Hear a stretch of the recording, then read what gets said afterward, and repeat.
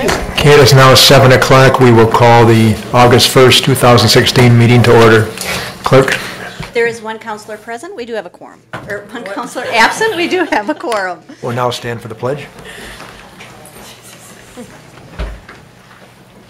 I pledge allegiance to the flag of the United States of America and to the republic for which it stands, one nation, under God, indivisible, with liberty and justice for all. Special orders and announcements for the day? There are none. Okay, we'll move on to public hearings. A resolution approving a conditional use permit to allow a change from one non-conforming use to another in an R1B single-family residential district for property located at 816 Roosevelt Avenue. Ms. Christensen. This building, or this property, contains a single-family house and a commercial building. It is the former Jerry's Trophies. That's what I remember it being for years. The most recent, it is zoned single-family residential, so the commercial space is legal non-conforming. As long as it isn't vacated for a period of 12 months, they can continue to change from one commercial use to another. The most recent commercial use was Allied Games, which was home amusement, business selling billiard tables and darts. That use ceased in November of 2015, so because a year hasn't passed, they can establish a new commercial use there, but it does require a conditional use permit. Isaac Roja is asking permission to operate a reupholstery and interior decoration business on the commercial building on the property, and he also lives on the property. The business will serve customers by appointment only, and the property meets the parking requirements of code. The Planning Commission did review this item on July 20th, held a public hearing, and voted 5-0 with one abstention to recommend approval of the conditional use, subject to the conditions which are listed in the resolution, which are that the conditional use permit authorizes the operation of a reupholstery and decoration shop in the commercial building located at 816 Roosevelt Avenue. The applicant must obtain an architectural review certificate for any exterior alterations of the commercial building. The business will only allow customers between the hours of 8 a.m. and 8 p.m. The business will only accept up to 15 customer appointments per day. The business must adhere to the noise regulations in accordance with Section 15.12 of the Municipal Code. The applicant shall contact staff if furniture repair work more intensive than reupholstery is to occur on the property. And if the city staff receives frequent complaints about parking or excessive noise from neighbors or observes any illegal parking or unreasonable loud activity at the property, this conditional use permit shall be null and void and the site shall be restored to its prior condition. This restoration order shall only be issued after the Planning Commission has reviewed the complaints and the applicant has been afforded the opportunity to explain and or cure the circumstances giving rise to the parking or noise issues. And then our standard condition about major changes coming back through this public process and minor changes being approved administratively. And Planning Commission did recommend approval. 5-0 with one abstention. Sorry. Thank you, Ms. Christensen. We'll now have a public hearing. Anyone who would like to speak on this matter, please step forward, give your name and address. On 816 Roosevelt. First call. Second call. Third and final call. Okay, that will close the public hearing. Is there a motion? So moved. Moved by DeForest. Second. Seconded by Duncan. All in favor say aye. Aye. Nay. Favor 6-0. Citizens' participation. Well, we're now at that part of the meeting where citizens are free to come up and speak. Please give your name and your address. Would like you to not disparage anybody or whatever. Sir, I will. We have a sheet first of all for sign up, and somebody has signed up. So if you would wait, please. Thank you. Let me finish on this. Not to make personal attacks or give personal information on anybody other than yourself. So the first and only sign-up we have is Lisa Tolfson. Lisa?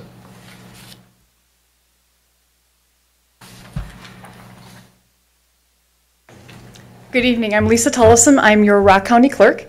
I am running to keep my job as the County Clerk. I have been the County Clerk for the last year. I was appointed by the County Board of Supervisors after an extensive interview process. I had the highest score of very large difference.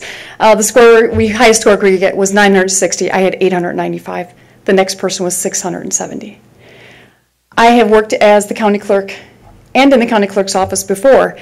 In 2012, 2013, I helped out with redistricting, recalls, and when a dear friend of ours, Lori and ours, was ill. I was the town clerk for the town of Harmony for 6 years. I'm also a government accountability board, now the Wisconsin Election Commission, certified election trainer. There's only about 40 of us in the state. It takes 5 years of administration, election administration to get that certification and to be appointed by the Government Accountability Board and nominated by another clerk. I'm a mentor for clerks. I have a degree in industrial technology. I taught electronics in college. I program ballots like you would not believe. I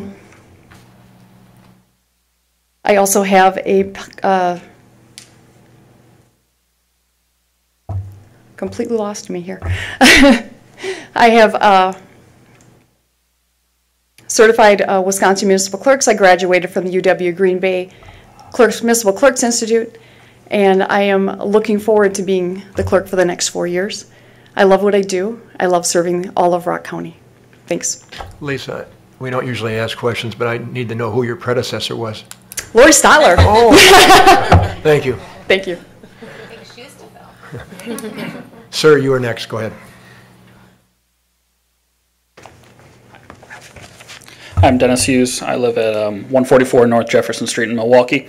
I represent general city employees of the city of Beloit. This is the second time I've come before you to discuss a employee termination grievance. We try to avoid having to involve the city council because that means we're at the last step of the process, or we've hit some roadblock that we just can't overcome civilly. And so this situation, we are representing a non-represented employee that had to file a grievance over his termination through the non-represented grievance process. And having done that, this is my first time using this process. There are just all sorts of problems that I hope that the City Council will deal with moving forward so the policy is more equitable for employees. This employee is Mike Wright. He's here. He's going to be available to speak. He was an equipment operator. He has been working for the City of Beloit for 37 years. He is the most senior employee in the City of Beloit. And he had a shoulder problem. He had to have surgery. And after his surgery, his doctor gave him a work restriction. That work restriction was that he could not lift 20 pounds or more over his head. So when the restriction came back to the city, they took that to mean that he couldn't lift anything. Mr. Hughes, if I can stop you right there. If you would let the individual speak for himself, not to talk about anybody else's that's a personal medical thing that's... Well, he's here and he's authorized right, me to he needs to speak to that. You can talk in general terms. But okay. Well, I'll skip the details, I guess, and just talk about the fact that your grievance procedure does not allow employees to appeal their termination if that termination is based on a medical condition. The city cited a medical condition or a medical restriction for him that does not limit an essential job function. So if he had the ability to appeal, he would be able to show that he can still do his job. The city is trying to say that he cannot lift 50 pounds repeatedly as is required by his job, but he is capable of doing that. No part of his job description requires him to be able to lift 20 pounds over his head. So that work restriction does not limit an essential job function, and he should be able, if he was able to appeal, he would be reinstated and back to work. This is your most senior employee. All other employees in the city basically know him and know of his situation. Having done some investigation and talking to employees that know him, employees are scared to go to work now. The way that management's treating them, the way that these disciplines are administered, makes employees want to leave the city. And so I hope that you will look into your policy. I mean, there's all kinds of problems. If you do grieve a discipline, you would have to split the costs of an independent hearing with the city, as if the employee is in a similar position of power as the city, like they would have the means to split that cost of a lawyer or this judge coming in and hearing their case. So just to be able to be heard and have an appeal, you have to be able to pay. and that's not very fair. If you're a frontline employee making the minimum in the city, you're going to have to pay the same amount as the city pays for your independent hearing.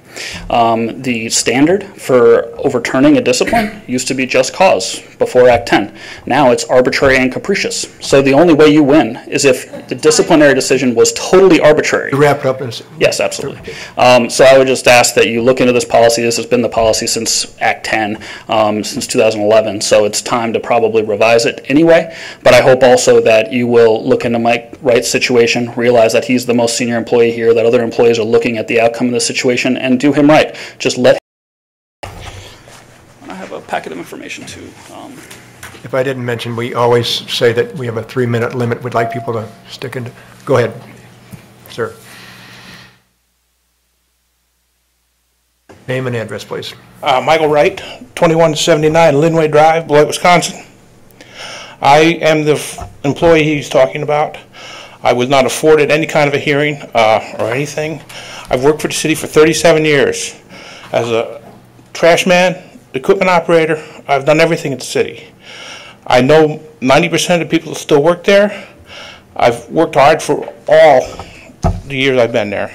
I know every job there is to know, pretty much. It was just the way I was treated. I was just thrown off to the side. I didn't even give a chance. It's turned out to be a workman's comp case. They didn't even give me the authority to wait for hearings or anything that would settle this. They just let me go.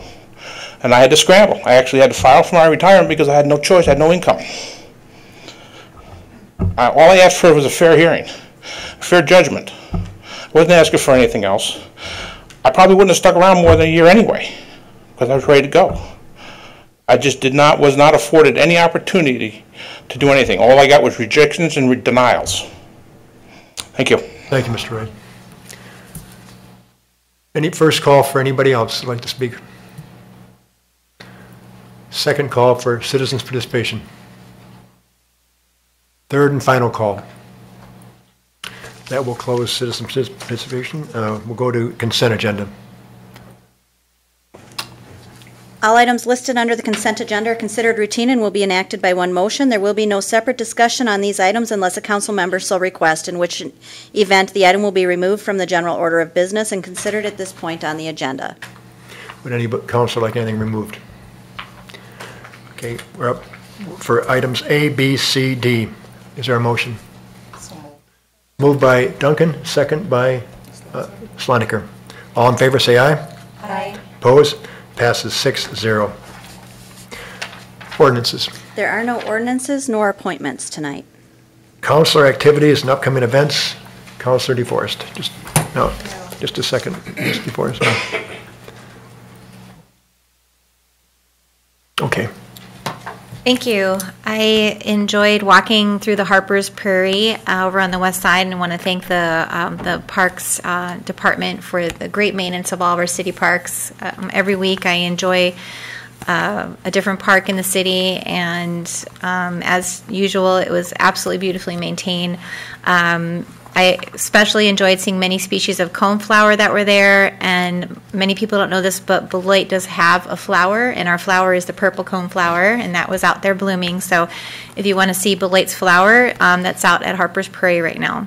I appreciate all the crews that help with the burning to maintain our prairies as well. So thank you to the staff for that. I also was able to enjoy one of our new downtown businesses. I'm really proud to be a member of the Downtown Beloit Association Board, and I've been enjoying really making extra time to familiarize myself even more so than I have in the past with the downtown businesses. And for the first time I went and tried out a mystery and escape quest, and I would highly recommend it. It was very fun, really reasonable price for fun activity, and you can take your family or friends.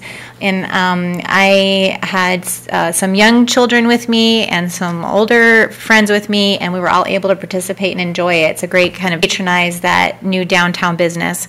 I would also like to welcome The Porch, which is a new downtown retail store, and so I'm pleased to have them right now. And I'm just so excited when I look at our vacancy rate downtown. that we have virtually no vacancies, which is unheard of across the country. So thank you to our DBA staff that works very hard with the downtown businesses to make sure that our downtown's thriving, doing well. And then just a reminder that they are in the midst of a parking survey to find out from the businesses and the patrons about parking usage issues so that we can address those as a council. I would like to be sure to mention that National Night Out is tomorrow, and that's always one of my favorite events of the whole year.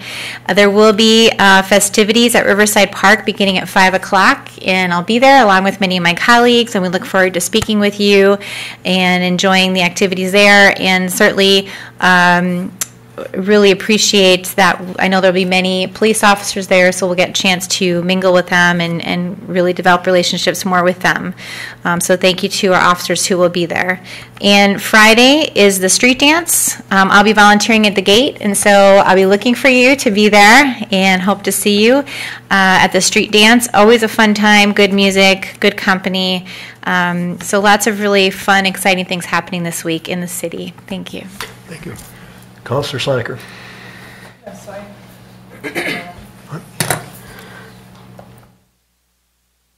Go ahead. Okay. This past week I had the opportunity to talk to Daryl Wilds and John McKillips in regards to the BRAVE program they started. Things are going well. They're organized, and they're just meeting once a month this summer. I had the opportunity to attend the PFC to hear a little bit about what's going on with the police department and the fire department. An informational point in regards to streetlights that I learned this last week. The streetlights are owned by Alliant, so if you have a streetlight out, call Alliant Energy. Otherwise, the city was very kind and did, a staff member helped a resident that had a street light out. So that was a good customer service, and that was Jason Dubois. So I appreciated his help in that. And then I'll be attending National Night Out, and I just wanted to also thank Brian and Mark from the Parks and Rec for helping with a question in regards to the golf course. And then condolences to Malachi Taylor's family for the loss of his life while he was in Panama. And looking forward to the rehab project that's up and starting. That's it. Thank you. Councilor Duncan.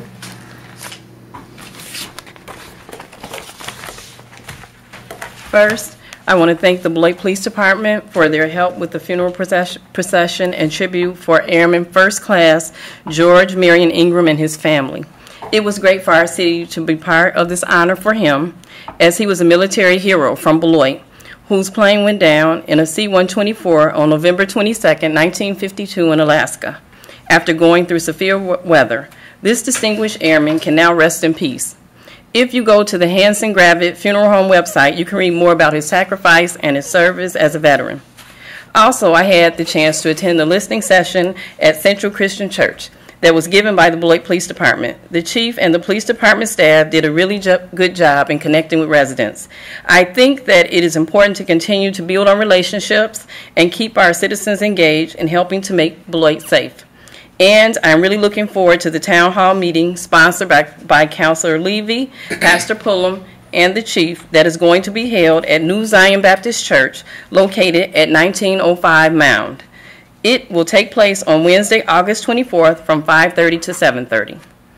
Also, on Saturday, I passed our downtown farmers market. I was unable to stop because I had to go to the youth softball game at Turtle Creek Park. But from what I saw of the market, it looked well attended with lots of vendors, produce, and people. Thanks to the hardworking staff at Visit Beloit and the Downtown Beloit Association. I encourage members of the public to go check out our farmers market. It runs from 8 a.m. to 1 o'clock each Saturday downtown Beloit and will end on October 8th. For more information, you can look at the Beloit Farmers Market Facebook page or Visit Beloit page. Also, special thanks to City Manager Lori Luther, Community Development Director Julie Christensen, and our city staff for their assistance as we progress with revitalization efforts. As a council, we have been discussing improving the west side of town. So I am glad that we decided to make the investment for the reconstruction at 349 Euclid, especially since we received some federal funds that enables us to do this in one of our strategic areas. For 2016 to 2018, one of the proposed goals is to create and sustain safe and healthy neighborhoods. So I am excited that we're moving forward and changing the environment of the city of Beloit one block at a time. And I hope that everyone has plans to go by Riverside Park at 5 p.m. to celebrate National Night Out tomorrow with our law enforcement and join in the activities. At the listening session that I attended at the church, citizens had expressed having gratitude for our police officers. So this will be the time to give them a hug and say thanks. Thank you. Thank you. Councilor Preschel. Yesterday, I stopped at the Share the Love, Save Our Faith, Stop the Violence rally at Harry Moore Pavilion in Riverside Park, and I once again watched Richard Harris give an inspiring account of what it takes to change, recover our youth, and it's all about our youth. If anybody ever has a chance to meet Richard and hear his story, I encourage you to take advantage of the opportunity and have a good discussion with him. He's really amazing. And I think the chief has a meeting with somebody later this week or something like that. I don't know, coming up. Anyway, I don't know. You know, it was warm and I was taking pictures. Anyway, but I think he's got a story to tell, and he's from Whitewater, and he's the name of his organization that he's behind is